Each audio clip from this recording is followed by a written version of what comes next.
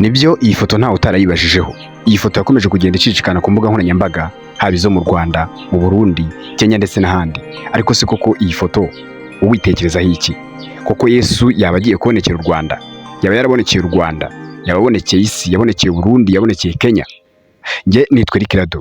Reka tuvuge byinshi kuri iyi foto n'uburyo yasakaye ku mbuga nkoranyambaga. Turebe tumenye niba ari Yesu Kristo cyangwa se atari we koko. Murakaza neza.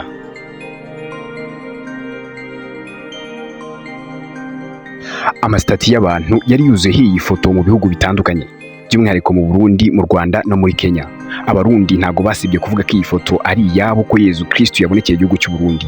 Abanyarwanda nabo nuko. Mu karere ka Musanze mu gihugu cy'u Rwanda, Abanyarwanda benshi bavugaga ko uyu Yesu Kristo ariho yabonekeye.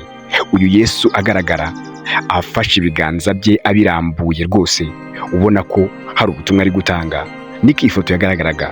Iyi foto reka tuyivugeho byinshi, mumenye ukuri, mumenye uko bimeze. Niba mwihana mwihane. Ese waba warigeze wicara ahantu uri kwitekerezaho cyangwa se uri gutekereza ibindi bintu bigiye bitandukanye, maze amaso yawe ahantu yahanze mu gicu, wajya kubona ukabona igicu gifominze inyamaswa cyangwa se gikoze ikintu runaka?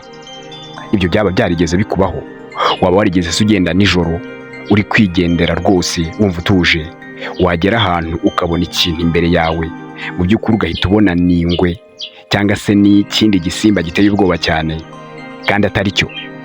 Mu kanya wazana n'abantu baje kureba icyo gisimba, bagasanga ni umugina, bagasanga ni igishyitsi cyangwa se ibindi. Ibi bintu byagiye biba ku bantu benshi. Uwo bitabaye hari umwana muto, byamubayeho akuze. None se ibi bintu bigenda bite?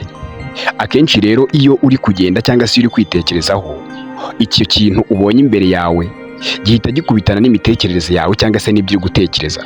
Niba uri gukora urugendo ukaba uri gutekereza ko ushobora guhura n'inyamaswa, warangiza rwose imbere yawe ukabona wamugina cyangwa se ukabona cya gishyitsi, uhita ukibonamo ya nyamaswa.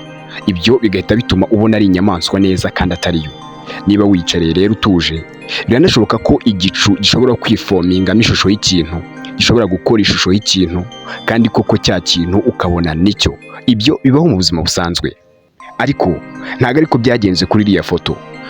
Ibyo rero mwatekereje muvuga ngo iriya foto yahereye mu Rwanda, i Musanze, abandi bati iriya foto yahereye mu Burundi, abandi bati iriya foto yahereye hehe ndetse na hehe, mwese mukurikije uko mugenda mubivuga ntabwo ari byo. Iyi foto yatangiriye muri Kenya. Iyi foto yatangiye ubwo hazaga umupasiteri wabwirizaga ubutumwa cyane mu gihugu cya Kenya, arabwiriza abwira abantu ko imperuka igiye kuba. Yamaze umwanya munini ndetse n'igihe kinini abwiriza abantu abwira ko imperuka igiye kuba. Rero rimwe ubwo yabwirizaga, amaze kubwiriza mu rusengero rwe, yaragiye arataha ajya mu rugo.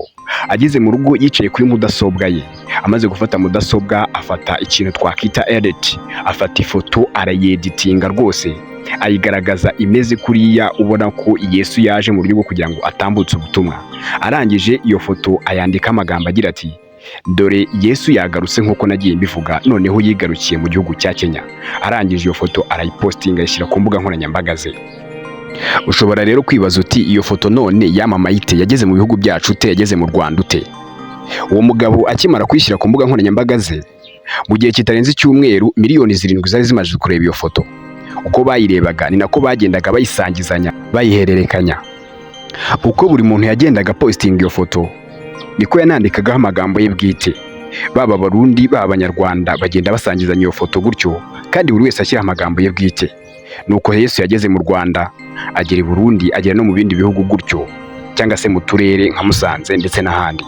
Iriya foto ni ikinyoma. Gusa uwayihanze yayihanze agamije kwigisha abantu ngo abereke ko Yesu ari hafi kugaruka, maze bihane bazajya mu bwami bw'ijuru. Niba rero wakoze subscribe ugakora no kunzogera, nawe ushobora kuzajya mu bwami bw'ijuru. Ndagushimiye cyane. Nitwa Eric Rado.